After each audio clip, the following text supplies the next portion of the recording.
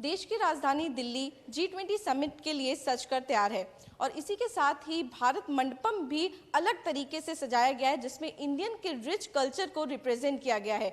इसी के साथ ही डांसिंग गर्ल का रेप्लिका जो है वो भी वहां पे रिप्रेजेंट किया गया है। आखिर क्या है ये डांसिंग गर्ल, उसके लिए बात करने के लिए हमारे साथ मौजूद हैं डीजी जो कि नेशनल म्यूजियम के हैं, BR Mani sir. Sir, first of all thank you so much for talking to ITV network. Sir, हम जानना चाहेंगे आखिर कितना इम्पोर्टेंट है और ये क्या है डांसिंग गर्ल? देखिए, एक नाम दे दिया गया है डांसिंग गर्ल। एक छोटा सा 10.8 सेंटीमीटर का ब्रॉन्ज का स्टेचू है जो एक्सकवेशन में मिला था मोहनजोदड़ो में। और मोहनजोदड़ो और हड़प्पा ये दो इम्पॉर्टेंट साइट्स थे जिनका excavation archaeological survey of India ने 1920s के दशक में और बाद में आगे भी किया। जो 1926-27 में एक्सकवेशन हो रहा था उस समय वहाँ मोहनजोदड़ो में एक एरिया का नाम दिया गया था HR एरिया, वहाँ से ये फिगर मिला था। और लकीली हमारे पास ये फिगर नेशनल म्यूज़ियम में सुरक्षित है। दो इम्पॉर्टेंट फिगर्स थे जो जब बंटवारा हो रहा था देश का, तो उसमें एक हड़प्पन प्रीस्ट वो पाकिस्तान चला गया, वो वहाँ रखा हुआ है। और जो डांसिंग गर्ल जिसको हम कहते हैं, एक महिला का फिगर है जो जिसने पूरे हाथ में चूड़ियाँ पहन रखी हैं, एक हाथ में, वो भारत आया और नेशनल म्यूज़ियम में रखा गया। अब सवाल ये है कि जो ट्रेडिशनल कंटिन्यूटी होती है कल्चर की, वो हमें इस फिगर में देखने में मिलती है। जो आज भी राजस्थान, गुजरात वगैरह में लेडीज़ अपने पूरे हाथ में शेल बैंगल्स पहनती हैं या दूसरे तरह की बैंगल्स पहनती हैं, ऊपर कंधे के नीचे से लेकर के और कलाई तक, वो रिप्रेजेंटेशन हमको डांसिंग गर्ल में मिलता है। और अपने आप में उसकी पोज, खड़े होने का ढंग और ये सारी चीज़ें बहुत ही आर्टिस्टिक हैं, जो जिसका रिप्रेजेंटेशन हमें यहाँ मिल रहा है। सर, जैसा कि हम देख रहे हैं कि ये डांसिंग गर्ल जो रखी गई हैं, ये भी कहा जाता है कि इस बार का जो हमारा G20 है उसमें वुमेन एम्पावरमेंट पे भी बहुत फोकस किया जाएगा, बहुत मेन पॉइंट इशू रहने वाला है। तो वुमेन्स को लेकर आखिर ये क्या कुछ रिप्रेजेंट करती हैं? देखिए, डांसिंग गर्ल का डायरेक्टली उससे कोई संबंध नहीं है G20 से, लेकिन वीमेन एम्पावरमेंट की जहाँ तक बात है, वहाँ इसका जो पोस्चर है, खड़े होने का ढंग है, वो अपने आप में ये दिखाता है कि कितना कॉन्फिडेंस है लेडी में। और जो G20 से रिलेटेड एग्जीबिशन है, जो जिसके नोडल एजेंसी नेशनल म्यूज़ियम है, वो एग्जीबिशन रूट्स एंड रूट्स करके उस नाम से national gallery of modern art में जयपुर हाउस में लग रहा है। तो 8, 9, 10 को बहुत सारे लोग जो आएंगे, ख़ास तौर से जो स्पाउसेस हैं हेड ऑफ स्टेट्स की, वो वहाँ उसको देखने जाएंगे। और उसके बाद आगे 3 महीने तक वो एग्जीबिशन कंटिन्यू करेगा, जिसको देखने देश के, विदेश के बहुत सारे लोग आराम से जा सकते हैं। तो जैसे कि सर ने जानकारी दी है कि G20 म्यूज़ियम जो है, एग्जीबिशन जो है वो भी लगेगा, जिसमें जो भी डेलीगेट्स जो आ रहे हैं उनके फैमिली मेंबर्स आके जो इंडिया का रिच कल्चर है उसको देख सकते हैं।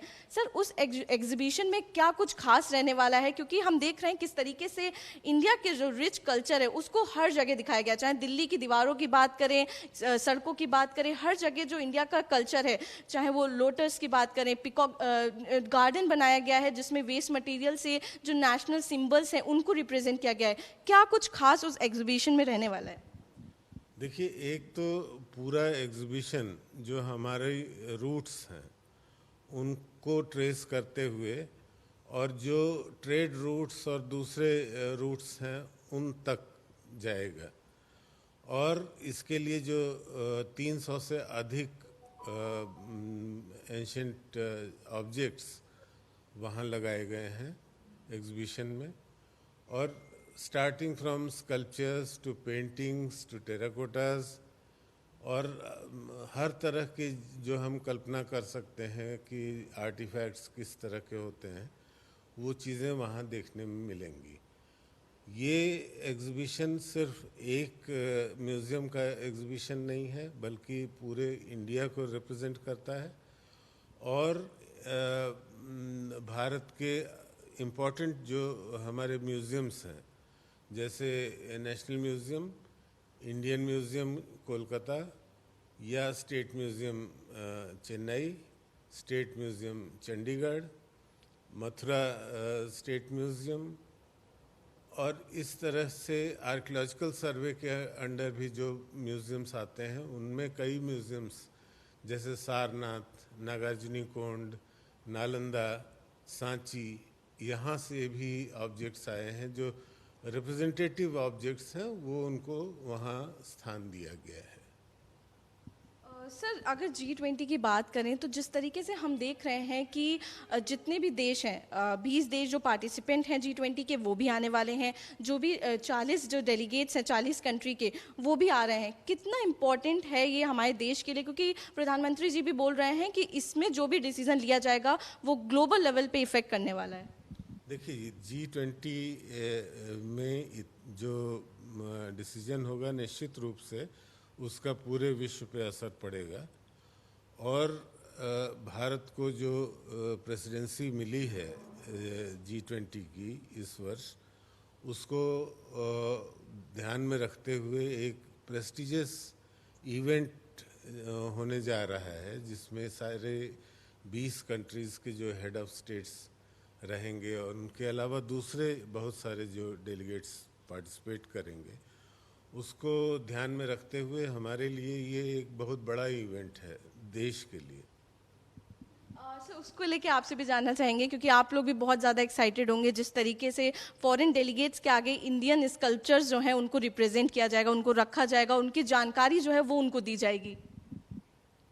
ये तो जो NGMA में एग्जीबिशन हो रहा है वहाँ हम लोग जो लगा रहे हैं उसमें हमने यही कोशिश किया है कि जो रिप्रेजेंटेटिव स्कल्पचर्स हैं, रिप्रेजेंटेटिव पेंटिंग्स हैं, मैनस्क्रिप्ट्स हैं, और उससे हमारे भारतीय सभ्यता और संस्कृति पर क्या प्रकाश पड़ता है उसको हम सामने ले आएँ। हमारी रूट्स क्या हैं उनको हम विश्व को बता सकें कि हमारा कल्चर, हमारी हिस्ट्री कितनी पुरानी है। कई बार बात होती है हमारा 5000 वर्ष का इतिहास है, कई बार अब बात होने लगी है हमारा 10,000 वर्ष का इतिहास है। तो इसको ध्यान में रखते हुए हम अगर अपने जो हमारा सांस्कृतिक गौरव रहा है उसको विश्व के सामने प्रस्तुत कर सकें तो वो एक बड़ी चीज़ होगी। यही ध्यान में रखते हुए हमने ये एग्जीबिशन तैयार किया है। सर, मेरा आखिरी सवाल आपसे है, जैसे कि आपने बताया कि बहुत पुराना इतिहास है और बहुत सारी पुरानी चीज़ें हैं, वहीं अगर डांसिंग गर्ल की भी बात करें तो इनका भी बहुत पुराना इतिहास है इंडस वैली कल्टीवेशन के टाइम का, तो उस पर मैं कुछ जानना चाहूँगी। इंडस वैली जिसको कहते हैं वो आजकल इंडस वैली नहीं कहा जाता है क्योंकि सिर्फ ये सिंधु घाटी की सभ्यता नहीं थी। इस सभ्यता के अधिकांश जो पुरास्थल हैं वो सरस्वती घाटी में मिलते हैं। तो इसको अगर हम सरस्वती सिंधु घाटी कहें तो ज़्यादा उचित होगा।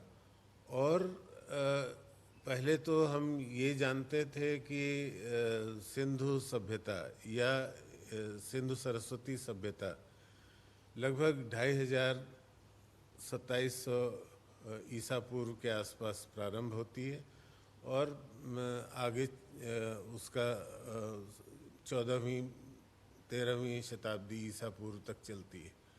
लेकिन जो लेटेस्ट एक्सकवेशंस हुए हैं उनसे ये डेट बहुत पीछे चली गई। अब हम जानते हैं कि 7वीं सहस्राब्दी ईसा पूर्व में भी जिसको हम अर्ली हड़प्पन या प्री हड़प्पन कहते हैं, वो सभ्यता हमारी उस समय भी मौजूद थी और उसी की कंटिन्यूटी हमको आगे आने वाले वर्षों में आज तक भारतीय सभ्यता में दिखलाई देती है। तो उसका अपना अलग इम्पोर्टेंस है।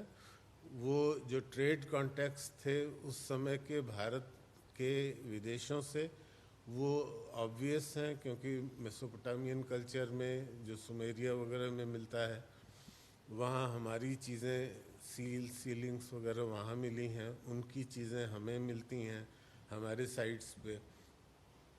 तो ये तो बात है करीब 3री-4थी सहस्राब्दी ईसा पूर्व की। लेकिन उससे पहले से हमारा ये कल्चर चल रहा था और उसको भी हमने एग्जीबिशन में हाईलाइट करने की कोशिश की है। Thank you so much sir हमसे बात करने के लिए। तो आपने सुना किस तरीके से हर एक चीज़ को बहुत अच्छे से समझाया है। हमारे साथ बात कर रहे थे B.R. मनी, जो कि डायरेक्टर जनरल है नेशनल म्यूजियम के, और उन्होंने बताया कि कितने गर्व की बात है जिस तरीके से इस बार भारत प्रेसिडेंसी होल्ड कर रहा है और इसी के साथ ही जो इंडिया का रिच कल्चर है उसको रिप्रेजेंट किया जा रहा है। आप मेरे सामने देख रहे हैं कि डांसिंग गर्ल का जो स्टैचू है वो रखा गया है, जो कि जिस तरीके से आप देख सकते हैं जो पोस्चर है उसका, वो दिखा रहा है किस तरीके से। जी हाँ बिल्कुल, देखिए रेप्लिका है जो डांसिंग गर्ल का, वो आप देख सकते हैं, और वो रिप्रेजेंट कर रहा है किस तरीके से जो वुमेन का कॉन्फिडेंस है उसको दिखाता है, और जो वुमेन है वो किस तरीके से पावरफुल होती है। क्योंकि इस बार का जो G20 का जो मेन इशू रहने वाला है जो है वुमेन एम्पावरमेंट, उस पर भी बात होने जा रही है। वसुधैव कुटुंबकम इस बार का थीम है, जिसमें हम बात करेंगे 1 नेशन 1 अर्थ 1 फ्यूचर। तो देखने वाली बात होगी किस तरीके से जो म्यूजियम होने वाला है उसमें भी इंडिया के रिच कल्चर को रिप्रेजेंट किया जाएगा। कैमरा पर्सन अविनाश के साथ आरजू सेठ, इंडिया न्यूज़, दिल्ली।